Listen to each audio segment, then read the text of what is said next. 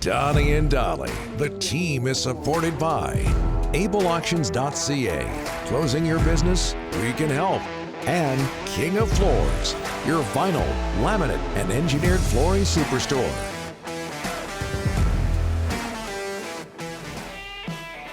Just ahead of Travis Green. Today's guests are brought to you by Langley Chrysler. They have the vehicle for your next summer adventure. Whether you need a Jeep for the beach or a Ram for the fam, you can save up to $12,000 online or on land at langleychrysler.com. Joined now by Travis Green, entering his 5th season as Canucks head coach, has himself a new multi-year contract extension. Travis, thanks for doing this. How are you, sir? Hey, good, guys. Doing great. Thanks for having me. How are you guys doing? Very well, very well. What are you up to in the off-season? Are you able to watch a lot of playoff hockey? Yeah, I've been watching a fair amount. Obviously, we've been a little busy here in the last few weeks since the season ended, taking care of just some year-end loose ends and working on our coaching staff. And then hopefully now we'll get a little rest and then get back at it and get ready for next season. When you watch these playoff games, Travis, what does it make you think of your club and how close it might be? Well, when you watch them, I think as a fan and as a coach are almost two different things. Obviously, when you watch playoff hockey, it's exciting from a fan standpoint and the intensity level, but also same thing can be said of from a coaching standpoint. The level of compete, the intensity, everything's magnified. Every play counts. Every little battle matters. And you look at how these teams are structured. You also you can see how important every player on the team is. Is it difficult to watch what Tyler Toffoli is up to right now? I wouldn't say difficult. I'm happy for him. He's a good person, good player, and played hard for us. Hey, Travis, Barry Trotz gets so much respect around the National Hockey League. What is his gift as a head coach? Well, I've never played under Barry, but I've talked to people. I think he's a good communicator. He's got a good demeanor about himself in front of the room. Obviously, he's a very knowledgeable coach and gets the best out of his team. Travis, as for your situation, did your contract situation, did it weigh on you during the season, and do you think it had any effect on performance?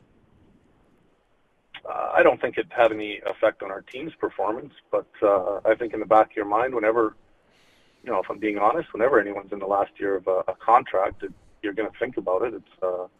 It's only human nature. And but I did have good dialogue throughout the course of the season with our organization. Jim and I talked multiple times a day, and there was always, much like I said publicly, that they've told me that they had wanted to sign me, and we ended up getting it done, which is ultimately what I wanted to do as coach in Vancouver. I never wanted to leave, and I'm happy and I'm grateful that we got a deal done. Travis, you got a deal done with Brad Shaw as well. Talk a little bit about him and how he became your assistant. Yeah, I think Brad's a well-respected coach around the league. He's coached with and under a lot of different coaches. He's got great experience. He's got great knowledge. I think when you have a good reputation around the league is one thing, but then obviously there's the talking part. When you meet a guy and talk to him for a while and see if there's a fit that way, and there was. We had great conversation, great dialogue. I think he appreciates a lot of the things that I appreciate as far as the details in your game. I'm excited that it's a new voice, it's a fresh voice within our staff. I think there's something to be said about that. Sometimes when you coach a team for a while, you see certain players or you see certain things that maybe someone else, a new face or a new fresh look might have a different opinion on things. And I think that's important as a coach too, to make sure you're evolving, not only for yourself, but with your team as well. And even, when you talk about fresh faces and fresh opinions, bringing Kyle Gustafson, a guy that I know personally that has really studied the NHL and does a lot of video on the NHL on systems and different things that are going on in the league. He hasn't been in the league, but I like that. I like that he's a fresh voice that's enthusiastic and hungry to be better and learn, and he's also learned a lot already. So, again, a couple new fresh voices on our team are going to be good for our group. As a coaching staff, what do you got to improve on? Where do you want to see the improvements with this team next year? Well, I think if you look at last year and you look at the year before, how was almost 2 different seasons really. But we do need to improve, and it's easy to say, hey, we got to improve defensively, but a lot of defensive hockey comes from your team getting better and playing better. I'd like to see us improve it from a defensive standpoint, but I know that if we're better offensively and have the puck more on the other end, that also creates good defense as well. And when you look at teams that win the Stanley Cup, they also score goals as well. You have to have a combination. You have to be able to play real solid hockey at both ends of the rink, and they go hand in hand as well. Travis, the farm team is going to be in Abbotsford. How good is that for you as a coaching staff? Because you were the coach in Utica, and there wasn't a ton of times where management came to see the Comets play. But here you are 45 minutes away from the farm team, and the kids, you can watch them when you're on a homestand. Yeah, it'll be nice, without a doubt. It'll be great to go out. I think it'll be great for the community, first and foremost, to see some of these young players. And, our fans are so passionate about hockey and the Canucks in general, and really want our team to succeed. And to be able to go and watch some of these players is going to be exciting for the fans. And from my standpoint, from our team organization standpoint, to be able to go down and even watch a practice and pop in and watch how someone's practice habits are important to me as a coach, and how hard they work from day to day, and not just in the games and knowing that you're there, but also being able to just pop in and see how they perform on simple days, even morning skates and things like that, that you like to watch from a coach's standpoint. Travis, we know you're a big fan of Alexander Edler. He's a UFA. If he does come back, he's a hot button issue with a lot of the fans. Is the foot speed there? Is he getting slower? If he does come back, do you still see him playing 20 minutes a night? I mean, you still got a lot of confidence in him? No, I'm not going to get ahead of myself as far as minutes and whatnot, but Eddie's been a warrior for our team for many years, not only on the ice, but off the ice. He's a great leader.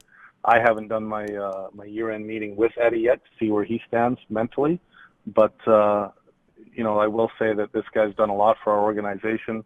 We'll have good conversation. I expect that Eddie still wants to play, especially with how hard a season it was last year, and we'll see where it goes. And ultimately, that'll come down to Eddie and Jim.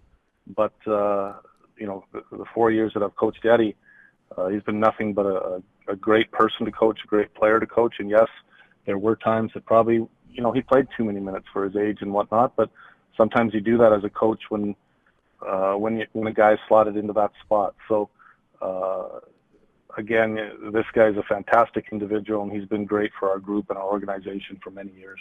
Travis, what was the difference between Quinn Hughes in year 1 and year 2? Again, for me as a coach, when you're looking at your team, I haven't got into a deep dive yet with our group, and I have to be careful of it because the season we had, make no bones about it, there wasn't a very good season. And yet there's also going to be times in the year where I got to be careful that when I'm watching and thinking about it, that I don't over-dissect it. Quinn Hughes is a great young player. He had a great rookie year. Yes, last year there was a lot of talk about that maybe he was minus too much and his defensive game wasn't as good. But there's a young defenseman in the league that's learning. Our team didn't have a good year. I think that really affects individuals as well. But I also know that this guy wants to win very badly. He cares about the team more than he cares about himself. He wants to have a better plus-minus than he had. As our team gets better and our team performs better, especially with an offensive-minded guy like Quinn, it's only going to help his game, but he's also very committed to working on that side of the puck as well and wants to get better. And when you talk about positions in the league that are hard for young players, defense might be at the top of the list, and especially for young offensive-minded defensemen, that's going to take some time. He's going to get better as he gets older, as he matures, as he learns the game, and as he gets a little stronger as well, being able to defend and close and box out around our net. But the part that I love about Quinn is he's really committed to it. He understands areas that he needs to get better at, and he's going to do everything in his power to become better. You talk about team performance, Travis, and I know there's some missing pieces, UFAs that left. Elias Pettersson wasn't there for the whole season. But what was the big difference? So much promise in that Edmonton bubble, such a great performance. What was the big difference between that team and the one we saw this past season, not making the playoffs? Well, I thought when we got out of the gate, as slow as we did, that really hurt us. And and then we ran into some injuries. We didn't. It felt like we had, even at the end where we had 8 and 9 guys out. And I did think in the middle portion, after we finally got some practice time, our team really started to play well. And again, you're looking at, I think it was 4 wins or 5 wins that would have put you in the playoffs. And it's a fine line between having a good season and not having a good season in the NHL. And we can go on about different things that happened with COVID, with Petey getting not playing for 30 games or whatever it was. And that's part of it. We didn't have a good year.